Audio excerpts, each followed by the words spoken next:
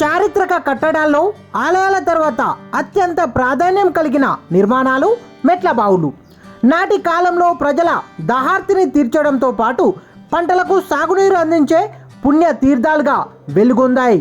వీటి ప్రస్తావన రాగానే రాజస్థాన్, గుజరాత్ లాంటి ఉత్తరాది ప్రాంతాలే గుర్తుకు వస్తాయి.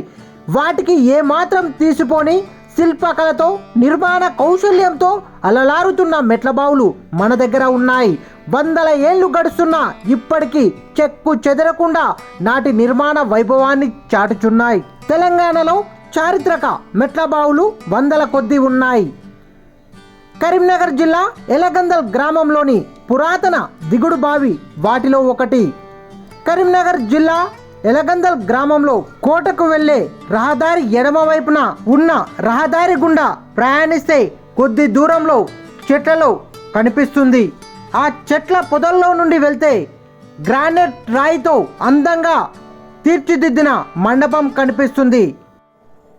నమస్కారం, మనం కరీంనగర్ జిల్లాలోని ఎనగందుల గ్రామంలో ఉన్నాం. కాకతీయులు 11వ శతాబ్దం నుంచి 13వ శతాబ్దం వరకు పరిపాలించారు. ఆ సమయంలో నిర్మించినటువంటి నాగన్న బావి వద్ద మనం ఉన్నాం. అయితే ఇప్పుడు నాగన్న బావి ముందు నిర్మించినటువంటి మండపం ముందు మనం ఉన్నాం. పుష్పాలు చెట్లు ఉన్నాయి ఇక్కడ. అదేవిధంగా పైన రకరకాల ఆకృతిలో శిల్పాలను చెక్కారు. అదేవిధంగా బూతు చిత్రాన్ని కూడా చెక్కడం జరిగింది. అదేవిధంగా పైకి వెళ్ళినట్టయితే ఇక్కడ అన్ని 2 ఏనుగులను చెక్కారు. అదేవిధంగా లోపలికి వెళ్ళినట్టయితే ఇక్కడ నాగబంధనం చెక్కబడి ఉంది. నాగబంధనం అనే టాపిక్ గురించి మాట్లాడుకోవాలంటే ముందుగా ఖచ్చితంగా మన హిందూ పురాణాలలో వీటి ప్రస్తావన గురించి చెప్పుకొని తీరాలి. ప్రపంచం మొత్తంలో ఒక భారతదేశంలోనే నాగుపాములని దైవంగా భావిస్తారు. వీటి కోసం ప్రత్యేకంగా పూజలు కూడా చేస్తారు. ఇలా పూజించడానికి ముఖ్య కారణం హిందూ పురాణాలలో నాగుపాములు దేవతలుగాను ఆరాధ్య దైవాలుగాను ఉండేవి. దేవగణాలుగా ఈ నాగుపాములకు ఒక ప్రత్యేకమైన స్థానం కల్పించబడింది అని వాటిలో చెప్పడం జరిగింది. అటువంటి నాగుపాముల యొక్క శక్తిని కొన్ని రకాల ప్రత్యేకమైన తాంత్రిక విద్యలతో ఒక గది తలుపుకు కానీ ఇంటికి కానీ ఒక రకమైన బంధనంలా వేస్తారు. దానినే నాగబంధం అంటాం. ఈ నాగబంధానికి చాలా శక్తి ఉంటుంది. కాబట్టి ఇలా వేసిన నాగబంధాన్ని సరి అయిన పద్ధతిలో తొలగించకుండా లోపలికి ప్రవేశించాలని చూస్తే అక్కడ పెద్ద అనార్థమేదో జరుగుతుందని, ఎన్నో ప్రాణాలు కూడా కోల్పోతామని అనేక మంది నమ్మకం. అసలు ఈ నాగబంధం అంటే ఏమిటి, ఎలా దానిని వేస్తారు అనే దాని గురించి ఇప్పుడు తెలుసుకుందాం. నాగబంధం అనేది ఇండియన్ హిస్టరీలో ఎన్నో వేల సంవత్సరాల క్రితం నుంచి ఉంది. కాకపోతే గత 7-8 సంవత్సరాలుగా మన దేశం మాత్రమే కాదు, యావత్ ప్రపంచమంతా పాపులర్ అయింది మాత్రం కేరళలోని ట్రావెన్కోర్ సంస్థాన ఆధీనంలో ఉన్న అనంత పద్మనాభ స్వామి గుడి వలనే. ఈ గుడిలో అప్పట్లో లక్షల కోట్ల విలువైన బంగారు ఆభరణాలు, బంగారు నాణాలు, వందల కోట్ల విలువైన వజ్రాలతో పొదిగి ఉన్న బంగారు విగ్రహాలు, ఇలా 1 కాదు 2 కాదు అనంత సంపద బయటపడేసరికి ప్రపంచంలోనే అత్యంత సంపద కలిగిన ఆలయంగా మారిపోయింది ఈ గుడి. కానీ అక్కడే ఉన్న 6వ గదిని మాత్రం ఇప్పటికీ తెరవలేకపోయారు. ఎందుకంటే ఆ గది తలుపుకు నాగబంధనం వేసి ఉండడం వల్ల. ఈ గది తలుపు తెరిస్తే ప్రళయం వస్తుందని, అనేక అనర్థాలు జరుగుతాయని, ఈ గదిలో నుంచి కేరళలో ఉన్న సముద్రానికి డైరెక్ట్గా లింకు ఉందని, పొరపాటునైనా ఆ తలుపు ఓపెన్ చేస్తే సముద్రంలో నీరు అంతా ఆ తలుపు ద్వారా బయటకు వచ్చి ఆ ప్రాంతాన్ని మొత్తం ముంచేస్తుందని, ఇలా అనేక రకాల వాదనలు ఉన్నాయి. ఇందులో ఏది నిజమైనా కాకపోయినా కూడా ఆ తలుపును తెరిచే ప్రయత్నాల్లో కొన్ని ప్రాణాలు కోల్పోయినట్లు చెబుతారు. నాగబంధనం వేసి ఉన్న వాటిని తెరిస్తే నిజంగానే ప్రమాదాలు జరుగుతాయేమో అన్న అనుమానాలు ప్రజల్లో బలంగా చొచ్చుకుపోయాయి.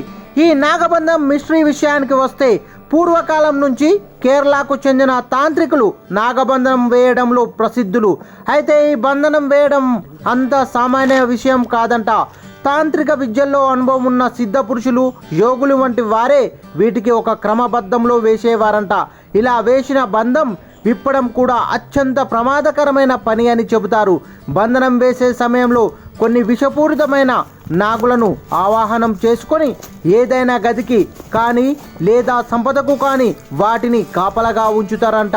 ఒక్కసారి నాగబంధనం వేస్తే అవి కొన్ని వేల సంవత్సరాల వరకు వాటిని కాపాడుతాయని, మరలా వాటిని తీయాలి అంటే అత్యంత ప్రమాదకరమైన గరుడ మంత్రాన్ని ప్రయోగించాలని, అలా కాదని వాటిని తెరవాలని చూస్తే ఏదో పెద్ద ప్రమాదమే జరుగుతుందని చెబుతారు.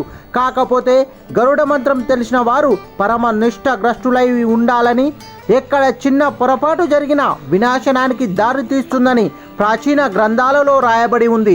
ఒకవేళ నిజంగానే ప్రయత్నించినా అందులో కొన్ని చిక్కులు ఉన్నాయి. మన పురాణాల ప్రకారం మనకు 8 దిక్కులు ఉన్నాయి. ఆ 8 దిక్కుల్లో ఒక్కో దిక్కుకు ఒక్కో నాగదేవత కాపలా కాస్తుంది అని